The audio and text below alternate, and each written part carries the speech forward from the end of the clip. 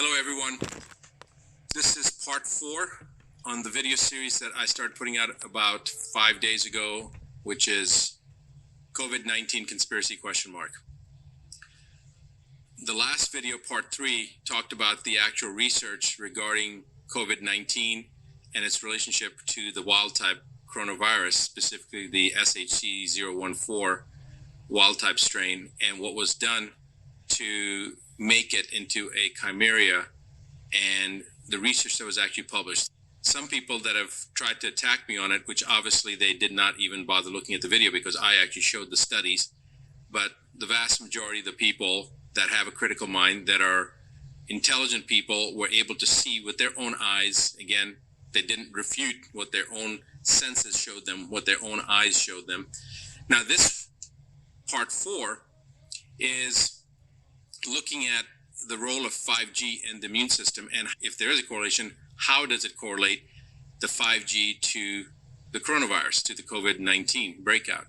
And there have been some people that have talked about this already, but it was never given with any fact. It was the conspiracy theorist type stance, and I really wasn't sure whether to believe it or not, so I decided to look into it myself. So first I'm going to present the relationship between 5G and the immune system, which essentially, I'm just going to make a statement right now that I'm going on to prove it, but essentially 5G rapes the immune system. All right, I'm just going to say it. No offense intended. The point being that it is that harsh and it is that dramatic and it's that damaging. The second component was I wanted to see whether there was a correlation between the rollout of 5G in certain countries and the incidence of COVID-19 in those countries. I'm going to show you that, and then I'm going to let you reach your own conclusion and decide what you want to decide. The bottom line is there is some type of correlation, and if there is a correlation, then why would there be a relationship between 5G and coronavirus? Is there a motive? Is there a reason for this? If I can show you that there's a connection, prepare to be disturbed. So let's start off with what actually is 5G. So the World Health Organization defines 5G a very specific way, and it talks about the electrical fields that are created by difference in voltage, and the higher the voltage, the higher and stronger the resulting field will be. Now what 5G is the next generation of communication. Now up to this point, the 3G and 4G, they were usually running between 50 cycles per second to 60 cycles per second, and this was measured in hertz. However, with the advent of 4G, it went up a little bit higher, and it goes up to around 200 to 300 hertz. The advent of 5G takes this up in order of magnitude times 3 or 4. We're going from 50 cycles, 60 cycle hertz to over 10 megahertz up to 300 gigahertz. So this is like exponentially greater electromagnetic fields that we're creating. These are radio frequency electromagnetic fields that we're creating. So prior to this, it was extremely low frequencies, what they called ELF fields. But now these fields have gone up to from, as I said, 50 to 60 hertz, maybe up to 900 hertz with some of the mobile devices that we held in our hands, now to an order of magnitude of 10 megahertz to 300 gigahertz. That's what we're talking about when we're talking about 5G. So it's important to understand that the difference between 3 and 4G to 5G is not just one generational, what you would think. It's a leap and bound. It's like going from a 2-dimensional image to a 5-dimensional image. It's massively different. It's not even close to being the same thing. All right. However, the attractive component of 5G dwarfed the actual concerns that we should have had about the rollout of 5G from a health perspective, from a wellness perspective, from a perspective of what does it do to the human physiology or to any physiology, to any living physiology. And that was virtually ignored. The World Health Organization basically took a back stance on this, all right? So what does actually the science show us? Now, there has been talk about 5G and the health risks, as I said before, but this particular article was very interesting because it talked about a war between technology and human beings. So this article was written in May of 2019, and it talked about 180 scientists and doctors in almost 40 countries that are warning the world about the 5G health risks. These scientists responded to Resolution 1815 of the Council of Europe and basically stated that the scientists and these doctors were against the rollout of 5G. And I will just read this to you so that you are aware of what it says. We, the undersigned scientists, recommend a moratorium on the rollout of the fifth generation 5G until potential hazards for human health and the environment have been fully investigated by scientists independent from the industry. The reason they said this was because the studies that have been done were riddled with conflict of interest because the scientists that were doing these studies were vested with the technology companies. 5G will substantially increase exposure to radio frequency electromagnetic fields, which is also, the acronym is RF-EMF, for radio frequency electromagnetic fields, and has been proven to be harmful for humans and the environment. Okay? Now, this author goes on to say, if you're not alarmed about 5G radiation dangers, you should be. And we'll talk about a little bit more about this, but I want to point out that this was 180 scientists and doctors in almost 40 countries, but that number significantly increases over the next 6 months, and we'll show you that. Now, 5G cancer is actually a thing, okay? The cities of Brussels and Geneva have blocked trials and banned upgrades to 5G out of this concern. So there are countries in the world that have banned it, that have said, no, we're not going to have 5G allowed. We are not going to tolerate it. Now, again, as I mentioned before, 4G and 5G, the difference is in the terms of gigahertz, all right? 5G comprises technology that promises radio millimeter bands in the 30 to 300 gigahertz, whereas 4G tops out around 6 gigahertz. Now, that's 4G at the most advanced level. Most of the 4G devices were only at around 900 hertz. That's about where, so you're talking about up to about maybe 1 gigahertz, okay? Maybe that was the highest. This is going up, 5G is going up to 30 to 300 gigahertz. 60 to 120 times faster internet, which again is really, really exciting to think about how much convenience it would be, but how many people are going to be enthusiastic about that convenience if it's associated and correlated with cancer and is statistically significant data that has been extrapolated from these studies to show the direct correlation? I don't think anybody would be. All right. So we never worried whether or not our drive time radio shows would fry our brains with the 2, 3, and 4Gs, but with 5Gs, it becomes an issue.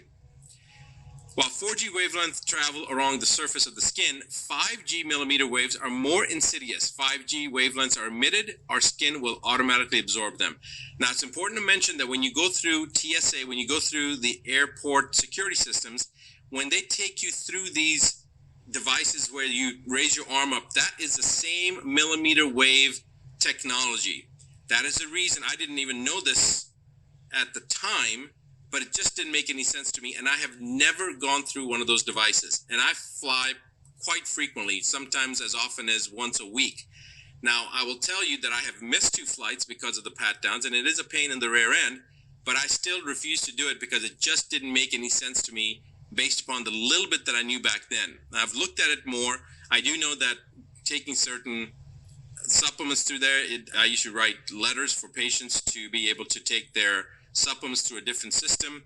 And I didn't know about the absorption from the skin, but what I didn't know was the significant amount of damage to the immune system that the 5G rendered. That's what I didn't know. Does 5G cause cancer? Many scientists understand microwave ovens are carcinogenic. They cause cancer. Most of these scientists also believe that these waves are mutagenic. All right, mutagenic causes mutation. 5G will be similar to turning on your microwave. There's a good reason why hundreds of scientists are taking actions against the wireless industry. Now, let me talk to you about microwaves. We did a little study, myself and a colleague of mine who has now since passed, and his name was Dr. James Hauer, and we did a small little internal study between his clinic and my clinic to determine what the most significant cause from an energetic basis, what was the most significant contributing cause for cancer. And what we discovered was so alarming. This was back in 2001. So this was 19 years ago we did this. And the most significant exposure, energetic exposure, for those of you that don't know, I have a 7 toxicity philosophy. And basically, if these 7 toxicities are effectively addressed, where the body is detoxed from these 7 toxicities, by definition, chronic disease cannot exist. Cancer, heart disease, it doesn't make any difference. It can't exist. We have treated patients with end-stage cancer from 93 different countries. We have treated autism and all the difficult to diagnose from all over the world. And I can tell you that we have before and after videos of patients, hundreds and hundreds of patients. In the case of autism, we've treated over 3,800 patients. And we have been able to define quantitatively that if you can eliminate these 7 toxicities, by definition, chronic disease cannot exist. Of these 7 toxicities, the 4th one is the energetic toxicities. The energetic toxicities are things such as electromagnetic radiation, ambient cell phone radiation, microwave technologies, anything that causes an effect from an energetic source on the body. We found, Dr. Harvard and I found 19 years ago, that the most significant adverse effect from any energetic component that a person would experience that was suffering from cancer was from microwaves. And for that reason, I have not had a microwave in my house since 2001. Actually, I'd stopped using it in 2000. So for 20 years in my house or wherever I've lived, there has never been a microwave. In the clinic that I operated, there has never been a microwave in those last 20 years. And I will not tolerate or take in any food that has been put into a microwave. In fact, my children, my 15-year-old son and my 21-year-old son, have absolutely refused to eat anything that has come out of a microwave. In fact, my son, my 15-year-old son, my youngest son, Rahan, has never known the use of a microwave. When he was 6 years old on a vacation in Hawaii, they took a burrito and they put it in the microwave, and he refused to eat it. He wouldn't eat it because he said it was in a microwave. He just would not eat it. So that's how my kids have been raised. Now come to find out that this new 5G network that's rolling out, that is analogous to a massive microwave that's going to be all around us. Not only that, but for each tower that is a 5G tower, it can only generate enough power for anywhere between 3 to 6 homes. Some people say up to 10 homes. Compared to the 4G networks that could power hundreds of homes per tower, now we have to have multiple towers, 5G towers, per 10 houses or 5 houses, whatever it is. In other words, we have to increase the number of towers by a significant order of magnitude in order to be able to have 5G utilization worldwide. It will not be like 4G. It will be much higher frequency of towers. And then, of course, we know the amount of energy that these things are putting out with the millimeter wave on the order of magnitude of gigahertz, going from 900 hertz to 30 to 300 gigahertz. It's astronomical amounts of microwave technology now we're going to be exposed to. Going on, the wireless industry is not just building an infrastructure that provides faster downloads, it's building a global microwave oven. There they said it themselves. 5G towers and mini stations are extremely dangerous because of the intensity of the technology. It will also require millions of more mini cell towers than before, potentially 1 tower per 2 to 8 houses. All right, so what I had read before was anywhere from 2 to 10. Some people said 2 to 6, so 2 to 8 houses. We don't know the exact number, but that's what they're estimating. This means that human beings' radio frequency radiation exposure will not only increase, but it will also exponentially increase within months, within a very short time frame. These towers are not only dangerous, they're lethal. And the author goes on to say it should be considered a crime against humanity.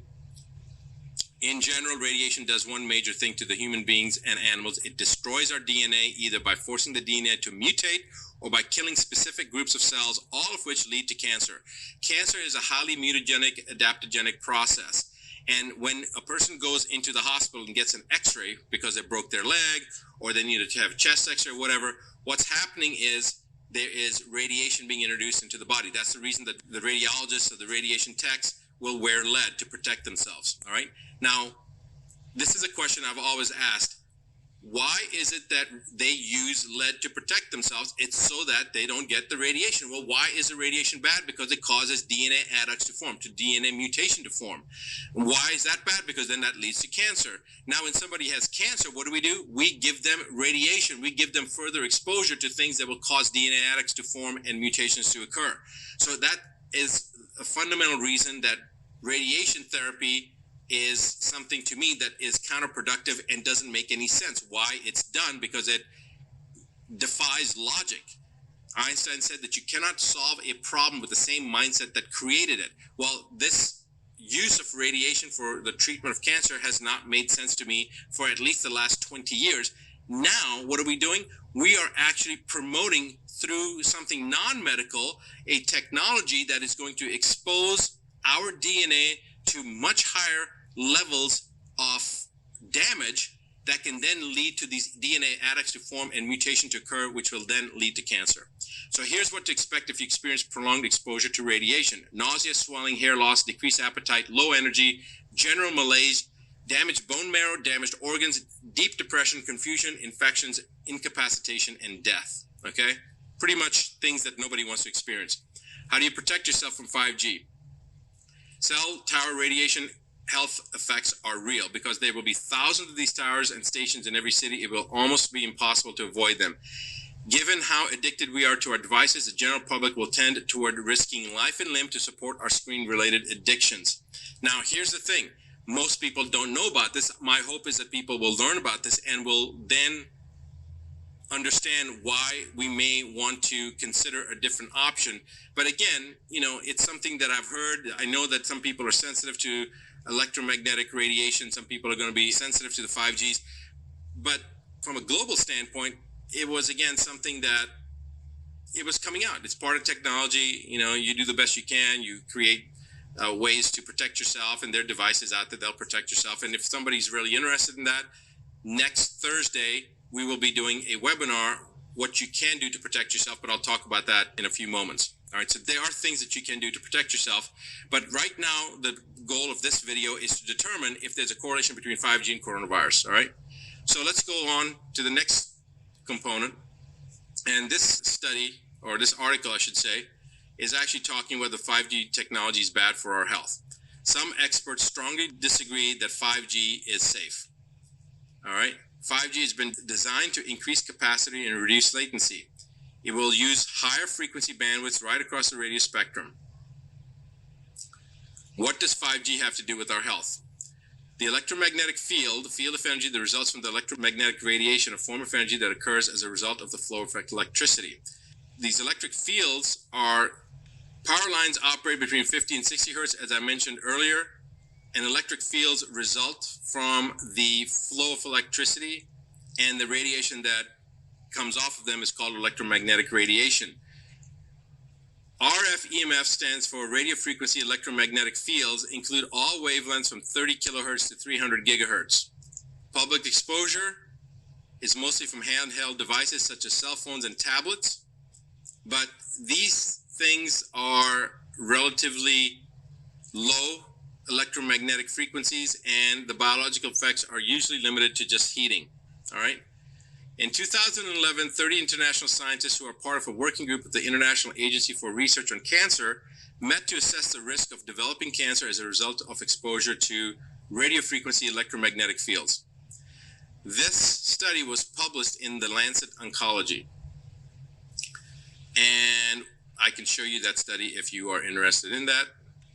In fact, we can go right here and pull that up. It's right there, actually. I'll come back to that. The team looked at 40 studies that used rats and mice. In the view of limited evidence in humans and experimental animals, the working group classified radio frequency electromagnetic fields as possibly carcinogenic to humans. The evaluation was supported by a large majority of the working group members. All right, now, for me, that's good enough. If it's possibly carcinogenic, I don't want to have anything to do with it. But it goes on. Dr. Leonard Hartl from the Department of Oncology at Örebro University in Sweden is an outspoken critic of the WHO's decision not to adopt the IARC's classification for radio frequency electromagnetic frequencies as possibly carcinogenic. In the 2017, the International Journal of Oncology explained that several members of the EMF project's core group are also affiliated with the ICNIRP, an organization he describes as an industry-loyal NGO. All right, now there is a direct conflict of interest that if you're a scientist working for a company that's rolling out 5G or somehow related to 5G, and then they're also doing a study on the safety of 5G, there's a inherent conflict of interest there. Being a member of ICNIRP is a conflict of interest in the scientific evaluation of health hazards from radiofrequency radiation through ties to military and industry, Dr. Hartle writes. All right, so that's not surprising. Of course, anybody that's got that conflict of interest should recuse themselves, but they did not recuse themselves from the study. They still participated and said that it was safe. Regardless, it was still assessed to be possibly carcinogenic, but the World Health Organization refused to accept that mandate and has said that it's safe, generally regarded as safe. Dr. Agostino C. Aula from the Division of the Internal Medicine at the Hospital of Bisceglie in Italy reviewed the latest studies, specifically revolving around radiofrequency electromagnetic fields in humans, animals, and microbes. He wrote, evidences about the biological properties of radiofrequency electromagnetic fields are progressively accumulating, and although they are in some cases still preliminary or controversial, clearly point to the existence of multi-level interactions between high-frequency electromagnetic fields and biological systems, and to the possibility of oncologic and non-oncologic, mainly reproductive, metabolic, neurologic, and microbiologic effects. Biological effects have also been recorded at exposure levels below the regulatory limits, leading to growing doubt about the real safety of the currency employed by ICNIRP standards. Now, look, guys, I can keep on going on and on with this, but the National Toxicology Program study by the U.S. Department of Health and Human Services looked at high-level exposures at 900 megahertz. They found clear evidence of tumors in the hearts of male rats, some evidence of tumors in the brains of male rats, and some evidence of tumors in the adrenal glands of male rats. In the Journal of the Environmental Research Group, a group of researchers from Cesare Malatoni Cancer Research Center in Bologna, Italy, found an increase in tumors in the heart in rats exposed to RF EMFs equivalent to 1.8 gigahertz base station. Remember, we're looking at 30 gigahertz to 300 gigahertz with the rollout of 5G. So they found this at relatively low levels at 1.8 gigahertz, and we're talking about a significant order of magnitude higher. There's certainly evidence that ties radiofrequency electromagnetic fields exposure to a small increase in the risk of developing certain cancers and other adverse health outcomes. That's if you look at it from a very conservative stance. If you look at it from an aggressive stance, it's a very high correlation. However, the only recommendation that's been made by the Food and Drug Administration is cutting down how much time we spend on our cell phones. The American Academy of Pediatrics recommended limiting the times that kids and teenagers spend on mobile devices. And that was basically it. That was the end of it. Now, what does this have to do with coronavirus? Well, it has a lot to do with coronavirus. We have no reason to believe 5G is safe. FCC adopted these limits based largely on research from the 1980s and preponderance of peer-reviewed research. More than 500 studies have found harmful biologic health effects from exposure to radio frequencies at intensities too low to cause significant heating. So there's been a lot of studies done on this. Then it goes on. Remember, before I showed you 180 scientists. Now that number goes up to 240 scientists have published peer-reviewed research on the biologic and health effects of non-ionizing electromagnetic fields, signed by the International EMF Scientists Appeal, which calls for stronger exposure limits. These scientists have published more than 2,000 papers and letters on EMFs in professional journals. Appeal arguably constitutes the majority of the experts on the effects of non-ionizing radiation. Now, I talked about the millimeters waves before, and I'm not going to repeat it again, but basically short-term exposure to these millimeter waves, the same stuff that you go through the security checkpoints at TSA, at the airports. Short-term exposure can have adverse physiological effects in the peripheral nervous system, the immune system, the cardiovascular system. The research also suggests that long-term exposure may pose health risks to the skin, including melanoma, the eyes, which is ocular melanoma, and the testes, testicular sterility or testicular cancer. 5G is a new technology. There's no research on health effects, so we are flying blind, to quote a U.S. senator. However, we have considerable evidence that the harmful effects of 2G and 3G, little is known with the effects of 4G a 10-year-old technology because governments have remained remiss in funding this research. And now we're going to go from 900 hertz to 30 gigahertz to 300 gigahertz. And we know that already studies have been done to show a correlation at just 1.8 gigahertz with all sorts of different types of cancer. Again, why am I talking about this when we should be talking about coronavirus? Well, I was curious. I want to establish first how damaging 5G is for you, since I wasn't aware of a lot of this literature, and by delving into this, I started seeing how damaging it really is. By the way, I'm now one of those scientists that signed that petition as well. And that number has now risen to 208,000 individuals that have signed that petition from 200 different countries. Now, this is the Lancet Oncology paper that is showing carcinogenicity of radiofrequency electromagnetic fields. May 2011, remember, it was 30 scientists from 14 countries that met, and they basically found that there was, I'll just get right to the chase of it, and you guys can look at this information if you want. There were multiple studies that they did, epidemiological studies looking at the radiofrequency electromagnetic fields that were created and the cancer outcomes from these cohort studies. There was one called the Interphone study. It was a multi-center case study, and it looked at 2,708 cases of glioma.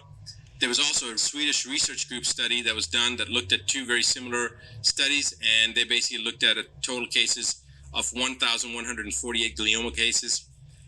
And then there was an additional study that was done in Japan that's also found some evidence. The working group's conclusion was that there is limited evidence in humans for the carcinogenicity for radiofrequency electromagnetic fields based on positive associations between glioma and acoustic neuroma and exposure to RF EMFs from wireless phones. They assessed more than 40 studies that assessed the carcinogenicity of the RF EMFs in rodents, and they basically ended up classifying radiofrequency electromagnetic fields as possibly carcinogenic to humans. All right, now I'm going to stop talking about cancer and 5G and come to coronavirus. 5G deployment has been referred as a dangerous experiment on humanity, and there are numerous theories surrounding 5G, citing numerous mechanisms, including phased array technology that may induce adverse health consequences. When coronavirus came out, there was all sorts of things that started happening. Okay, people started talking about different things.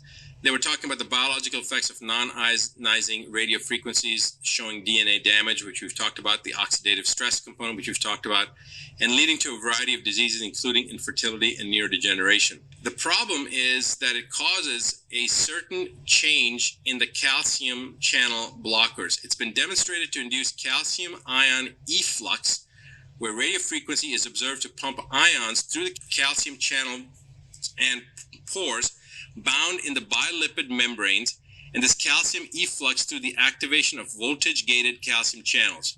It is not one-sided. Now, what is the significance to this? Calcium channel blockers are a class of drugs that are used for many cardiovascular conditions, and when you start affecting the calcium efflux or influx into cells, it causes a disruption in the ionic gradients across cell membranes. Now, this is going to get technical, so there's a reason that I'm not going to talk about it in more detail. For anybody that's interested, I will have these references available to you if you want. Essentially, I just want you to remember that cancer is a biological effect from these 5Gs, and now we also see that calcium efflux is a biological response that can lead to different outcomes. We know this calcium in the wrong places is pathognomonic for cancer, and for apoptosis, calcium in the right places is essential for life. So the influx of calcium ions through VGCs is a necessary step in the initiation of apoptosis.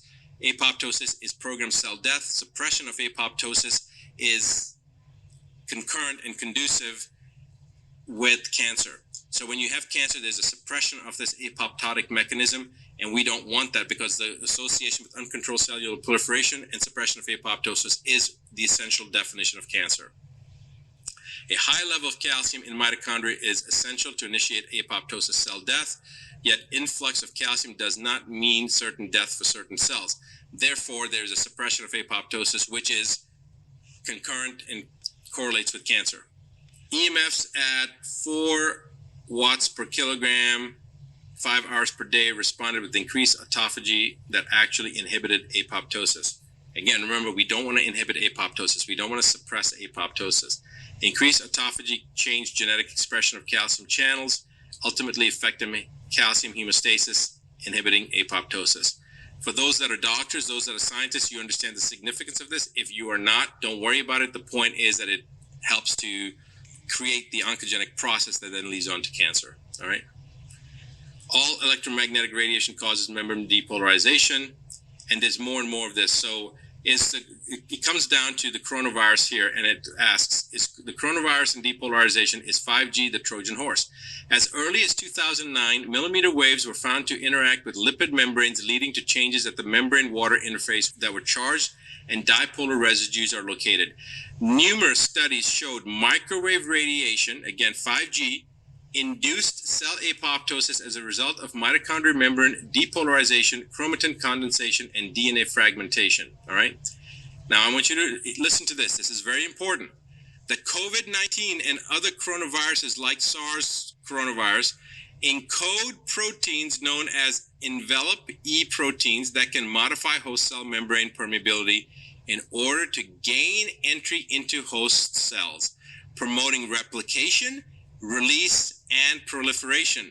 These proteins are able to form ion channels to induce membrane permeability changes. This is very important because a coronavirus is an enveloped virus, just like the hepatitis C virus. It's an enveloped virus. And it allows essentially the burrowing through the cell membrane that then creates issues where the ion channels essentially start to leak. Okay, that's a very rudimentary way of explaining it, but these proteins are able to form ion channels to induce membrane permeability changes. It can cause a disruption, these proteins that are found that are associated with the coronavirus, with the COVID-19 and other such types of viruses. Membrane permeabilization can be the direct cause of depolarization leading to apoptosis. The successful invasion by coronavirus enveloped proteins as a result of membrane integrity already severely compromised from constant exposure to EMRs is analogous to the role of the Trojan horse in the fall of Troy. What does that mean? That means that it's cloaked and we don't even realize that basically the 5G is helping to make the coronavirus accessible to the cells and allows it to get into the cells easier than it would were there no 5G around, is what basically what this is saying. All right. So is it possible that the deployment of 5G technology exacerbated the vulnerability to the attack by COVID-19? The bulk of the evidence presented points to the fact that all frequencies of EMR, from those from the sun to basic electricity, have the ability to alter membrane potential, without a doubt. The only difference is that 5G is where normal electromagnetic fields that are being generated from power lines and from our devices is 50 to 60 hertz, all the way up to maybe 900 hertz. We're not talking about with 5G rollout, we're talking about 30 to 300 gigahertz. Much, much different, all right? Now, this is asking the question if 5G could have potentiated the effects of COVID-19, but I wanted to know, is it possible that just looking at the areas in the world that were affected the most, is it possible that there was a correlation? So this thing comes out, is coronavirus linked to China's rollout of 5G biowarfare? The question was asked, and it was a good question. The undisputed global leader in the development and deployment of 5G is China. Undisputed, nobody argues with that. By the way, this was in February 2000. It therefore may come as a surprise to learn that the urban testing ground for the first full-scale deployment of 5G network was the Chinese city of Wuhan, the epicenter of the coronavirus, aka COVID-19. Is this a mere coincidence, or is there a link? On April 6, 2018, an official statement on the website of the Chinese province of Hubei announced that the city of Wuhan, with approximately 11 million residents, would be the pilot city for the deployment of 5G. Now, if you remember from the first video, I talked about this component, and I also talked about the outgassing from the incinerators, from the pollution that was so bad that it garnered international attention, and BBC and CNN and many other media sources covered this atrocity where the people were complaining, and it was very, very bad. Now you're talking about that population that's already toxic, and now you're talking about Wuhan being the epicenter for not only the breakout of COVID-19, but also being the central launching pad, urban testing ground for 5G. And I've just shown you an article before that talked about how 5G changes cell membrane permeability and allows for efflux of enveloped viruses to come in and out, leave alone all the other aspects that 5G does as far as damaging the immune system and inducing oncogenic process and causing cancer. By the way, let's just go to that. Here it is. April 2018, Wuhan as a pilot city to build 5G telecoms has been approved by the central government. 3,000 macro base stations and 27,000 micro base stations will soon be constructed. By the end of 2018, the trial will use the technology will start in various pilot areas. It is expected to be accessible by users at the Military World Games in 2019. By 2020, 5G network will cover every corner of the city and will be available at an affordable price. Again, 5G network coming to Wuhan, April 2018. All right. I'm just going to go on from here. I wanted you guys to see this, and in fact, let me just make sure you guys can see this. Again, April 2018, Wuhan, 3,000 macro base stations, 27,000 micro base stations will soon be constructed. So now I'm going to ask the question, which two countries were hit the hardest from coronavirus, from the COVID-19? The answer is Iran and Italy, not China. Iran and Italy. So is there a correlation? If I'm right about this correlation with 5G, if these people that have asked the question are correct, then there should be a correlation. So let's see. Iran committed to 5G rollout, May 2019. The government of Iran says it plans to push ahead with the rollout of 5G in the face of economic and trade sanctions imposed by the U.S. Preparations for 5G deployment are high on the agenda for 2019. Iran and Italy were both vying to be leaders in the 5G rollout. Here's another article. In 3 months, we will have provided the condition for experts in the field to learn all there is about 5G technology, and by 2020, we will have begun executing our action plan. This is Iran ready to take a step forward towards 5G, published in September of 2019. Here's another one. This is specifically talking about the launch of the 5G internet and in which cities they were talking about. There were two specific cities that there was the highest incidence of the COVID-19 deaths. So this one's talking about the country will kick off the 5th generation of internet communications known as 5G in the next Persian calendar, and goes on to talk about what they're going to do. Let's go on to Italy.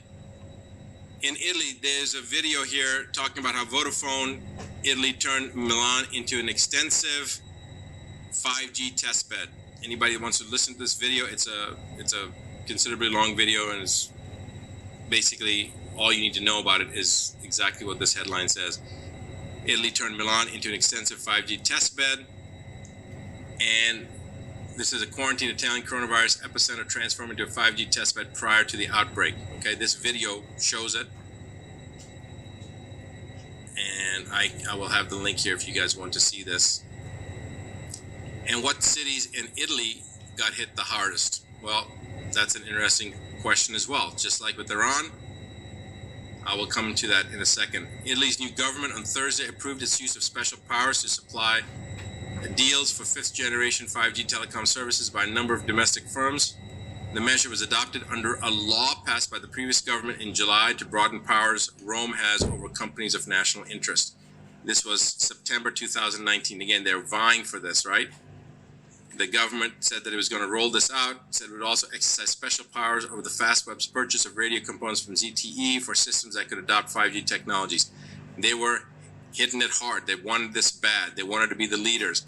Italian Telecos gets ready to reach more than more cities with 5G in 2020. This was in the beginning, in January 6, 2020, before COVID became really prevalent in Italy. They weren't even talking about it then in Italy. Italian operators kicked off commercial 5G offerings in part of the country's main cities during the second half of 2019 and have already announced plans to rapidly expand coverage during 2020. All right, now Milan, Turin, Bologna, Rome, and Naples, and the area that was hit the hardest, one of the hardest, we'll talk about that in a second. The operators said the speeds of the 5G will increase progressively up to 10 gigabytes per second by 2021. 5G services will be offered through spectrum in the 700 megahertz, and then going up to the 3.6 to 3 gigahertz, and then 26.5 to 27 gigahertz bands. So the 700 megahertz, okay, that's pretty much what 4G is at right now. 3.6 to 3.8 gigahertz, they're rolling that out. That's much higher. And then, of course, when we get to 26.5 to 27.5 gigahertz, that's seriously high. 2019 June, local operators announced a strategic agreement leveraging operators' respective assets in order to accelerate the rollout of the national 5G network. And then it goes on, they announced the completion of the national 5G spectrum tender in 2018 for a total cost of 6.55 billion euro. What cities? A little city by the name of Lombardy has the highest number of deaths related to the coronavirus. That was just released at towards the end of March 23rd, March 24th. And the development of 5G in Lombardy starts at Monza. This is basically one of the places that they started demonstrating the new services and applications of the 5G. This was one of the highest epicenters, and I don't have data for all the different cities. But again, I wanted to look at the cities, the countries, and the rollout of 5G. So Wuhan, where the epicenter of coronavirus, the COVID-19 started, it was the same month, December, that they launched those towers. And then you've got Italy and Iran with the two highest casualty rates, and both of those countries had 5G rollouts at the same time, and both of them were vying to be leaders in the 5G industry. Now, remember what I told you in the beginning of the third video, part 3. And what that was the association between a industry that has to take responsibility for some type of technology that can cause harm versus blaming it on a virus, because a virus, it's nobody's fault, right? It's a naturally occurring phenomena. So is it possible that the 5G rollouts were potentiating this versus that the COVID-19 was blamed for something that the 5G caused? Well, I think it's part and parcel combination of both. I don't think that they really realized that the COVID-19 was going to happen the way it did. Of course, we created it, mankind created it. It was developed, as we talked about on part 3, which is I showed the studies at the University of North Carolina, Chapel Hill. That's where the technology was developed, and it was taken back to Wuhan, and the alteration of these chimeric viruses that created COVID-19 based upon the SHC014 surface proteins on top of a backbone of a SARS coronavirus component, and then had orthologs that were placed into this. Other additional protein nucleotides were added to create a very virulent form of this virus called the COVID-19. That then introduced into an environment that's potentiated with 5G, that's causing havoc with your cell membranes, allowing for permeability of the virus and other enveloped viruses to permeate through the cell and create an infection, just exacerbated the situation. Now, I've shown the correlation between Wuhan, Italy, and Iran. But does that mean that if there's a city or area in the world where it has very low incidence of coronavirus, then what would the correlation be? Would that be safe to assume that then there wasn't any 5G? And this is what I'm going to show. The last place in the United States to show a case of 5G, the last place in the United States to show a case of COVID-19 was an area of West Virginia, all right? And in fact, now there has been a couple of cases. There have been a few cases that have shown up there, but they were all from Washington, D.C. people coming in. But in that area, there was a very conspicuous absence of COVID-19. That area was defined as, in fact, this site actually talked about it, but now they've changed their information. They don't show it because before it was West Virginia had 0 cases. And when you clicked on it, it actually talked about the area that did not have any incidence of COVID-19. But this area is called the National Radio Quiet Zone, and it was established by the Federal Communications Commission in November 1958. And it's an area that is basically to minimize possible harmful interference to the National Radio Astronomy And it was established to minimize possible harmful interference to the National Radio Astronomy Observatory in Green Bank, West Virginia, and the radio receiving facilities for the United States Navy in Sugar Grove, West Virginia. All right? So it's to minimize possible harmful interference to the National Radio Astronomy Observatory. It encloses a land area of approximately 13,000 square miles near the state border between Virginia and West Virginia. And there was a very, very conspicuous absence of COVID-19 up until I think it was March 21st. It's only about 4 days ago did the first case show up there, and it showed up from somebody traveling from Washington, D.C. So anyway, I just wanted to show that. Here is the scientists who have not wanted the implementation of 5G. September 13th, 2017, that time it was 180 scientists. That number has now grown considerably.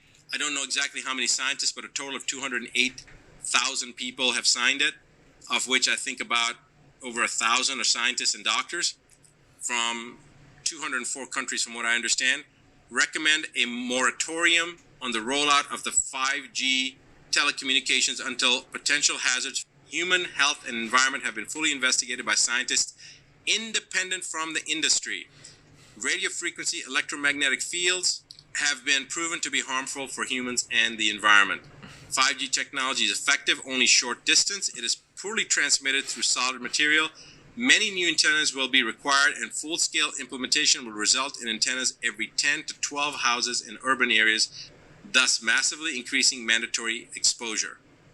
Many scientists from many countries have expressed their serious concerns regarding the ubiquitous and increasing exposure to EMFs generated by electric and wireless devices already before the additional 5G rollout.